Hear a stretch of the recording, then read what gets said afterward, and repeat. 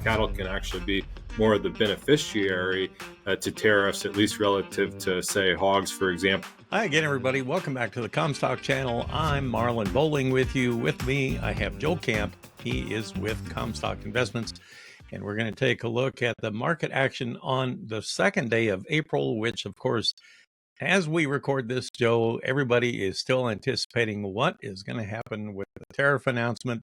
That will come out later on this afternoon after all the financial markets close up. It's kind of like the traders in the ag commodity trade were whistling past the graveyard here on a Wednesday morning, just waiting for whatever may come out of the announcements here later on today. So given the fact that we're still waiting on the announcement, how do you think the market performed ahead of that? Like it was nervous for sure, these grains.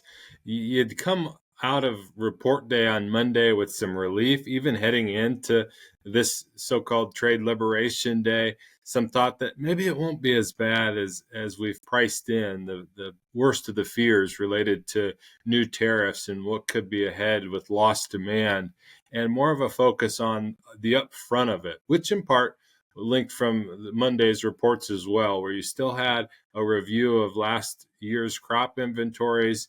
They spoke well, I think, mostly of demand and how we've been using this last crop. And you pair that with all of the economy, what could be said to be holding up a lot better in light of these tariffs threats.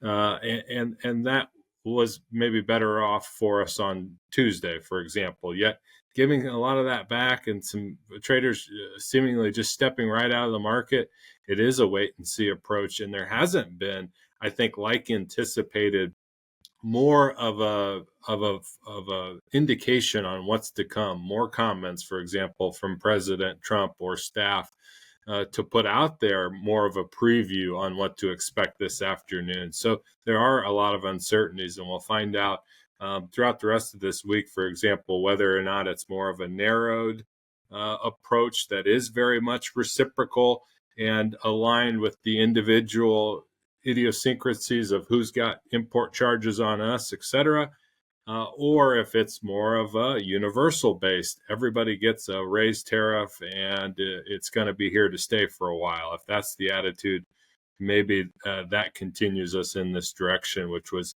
weaker for the grains for sure. And for most of the session, weaker for these outside financial markets. The stocks will be interesting because while we do have the grains already closed, the gas market will close as the press conference is starting, still an hour, where the futures could, stock futures, that is, stock indexes, could give us a signal on what we're seeing in the reaction. You know, watching the grain trade during the course of the morning, it was fascinating to watch the ebb and flow of the market. Sometimes it looks like they would get a little run to them and it would fall back and then they'd sell off a little bit.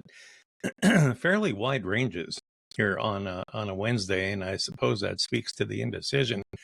But there seems to be a little bit of a difference of opinion, too, on what the planting weather is going to be like here in the U.S. Yeah, and so you can think that it's only the second day of April now. It is though as well spring, and there are parts of the South that would like to get going. And all of a sudden, as much as the talk has been about how dry the winter was, we've got these big spring-like storms moving through areas that would otherwise start to have those planters rolling here pretty quickly.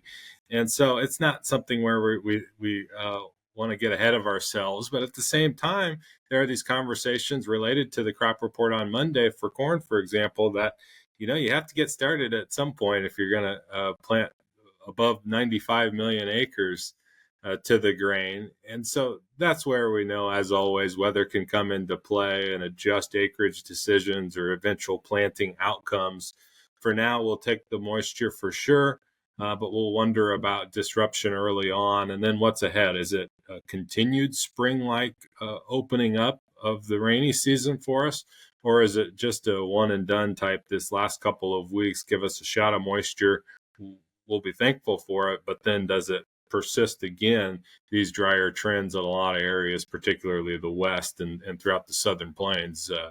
For now, cross our fingers and welcome some of these showers that'll start moving through again in a lot of places the rest of this week.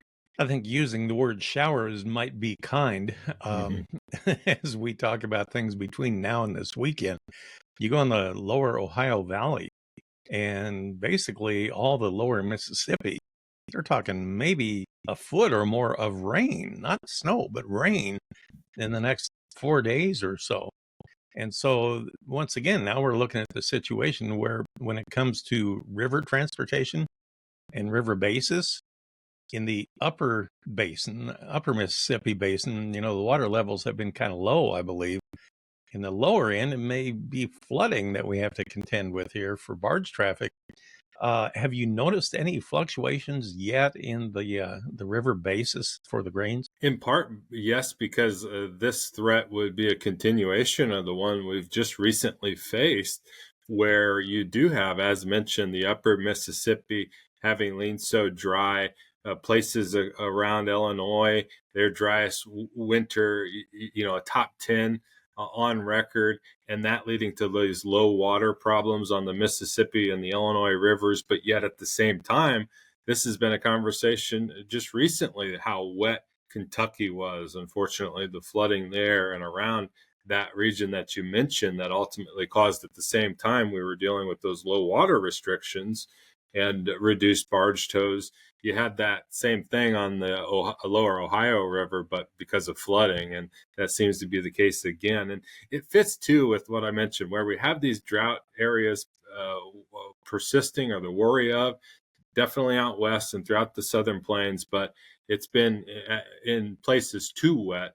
And we know that region, the Mid-South in general, stands to be threatened by these rains, and not for the planning issues like we talk a little bit about, but more so for what you bring up in the logistical issues. And that can slow things down from what had recently been a really active, despite the logistical challenges that we've faced on the river.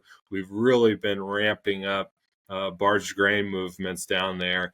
And this is a possible hiccup that can slow things down at a time when we've otherwise been pretty friendly about the demand side of things. And exports, too, granted, with all the tariff worry. Even though we had mainly a lower bias here on the grain trade on Wednesday, did you see any winners or losers in the way that they performed during the course of the day?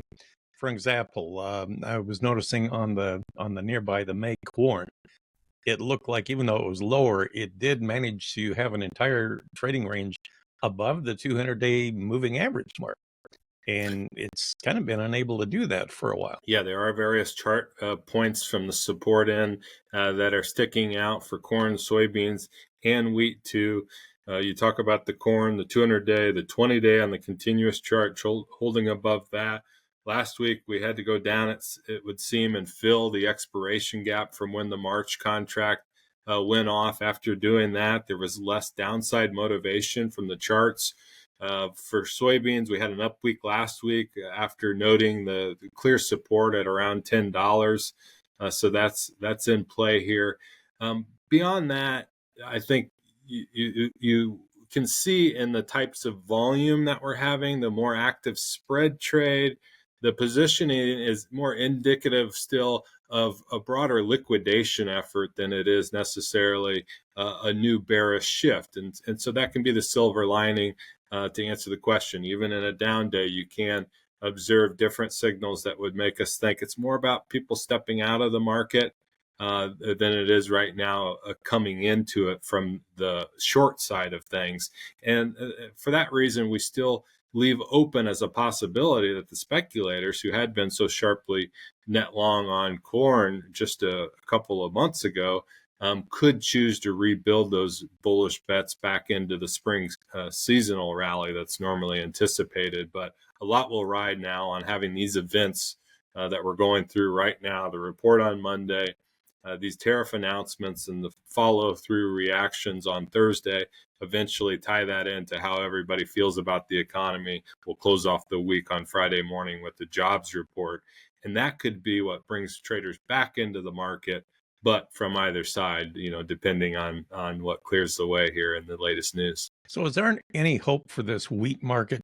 A lot of producers had the opinion that maybe that high that we had back in February was a little too early in the year to really hedge a lot of new crop production. But boy, from where we are now, that actually doesn't look too bad back then. Do you think we'll ever get close to challenging that again before new crop comes in July? Because we're so far and quickly removed from that last high, it can be a real hefty form of resistance that you get back up there, and speculators want to be made whole that have been caught wrong-footed on the way up, for example, or you have farmers that have been looking for a place to advance sales, both on old crop and for what's about to be harvested new. And that brings up the seasonal that's at play still here. There is some hope normally at this point where it's not just the row crops that are heading into the spring planting season with all of the weather risk ahead.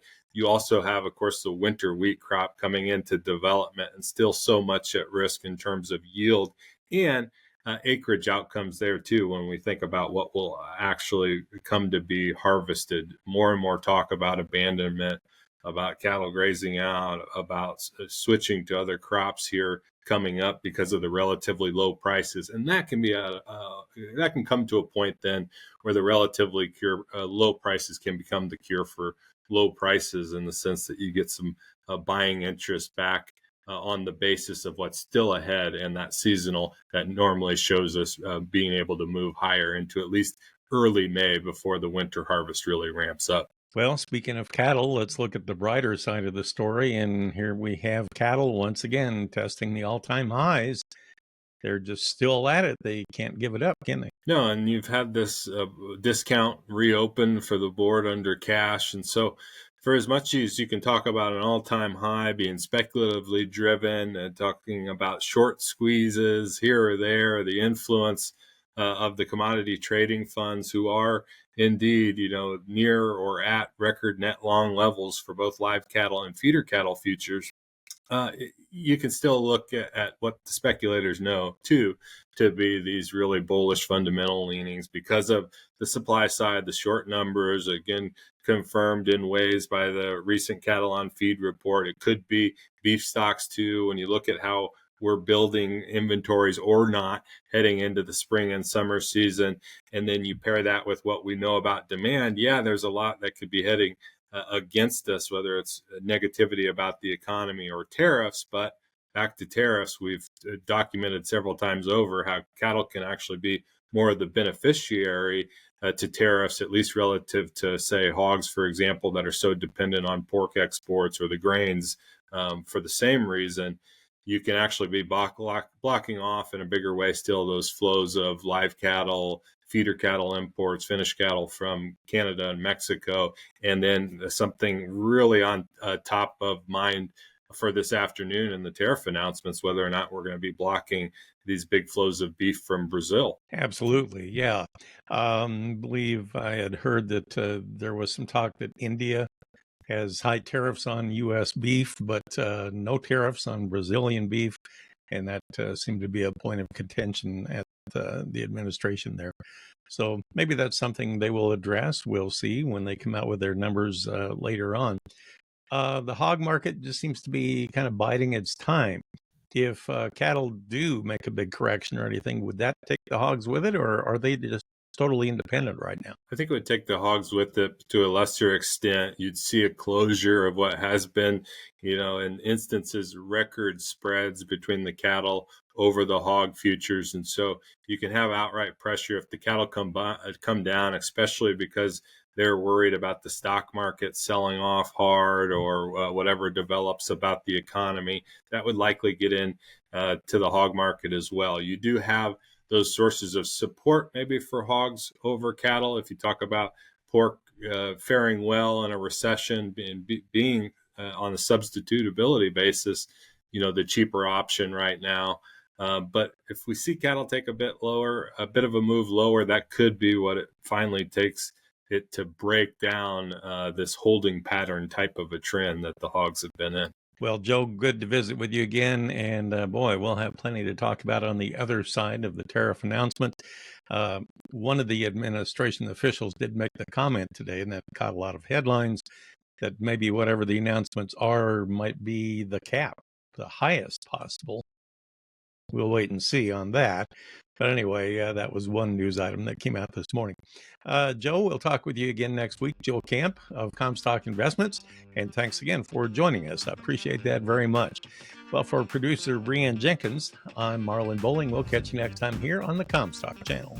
Futures trading involves risk. The risk of loss in trading futures and or options is substantial, and each investor and or trader must consider whether this is a suitable investment. Past performance is not indicative of future results.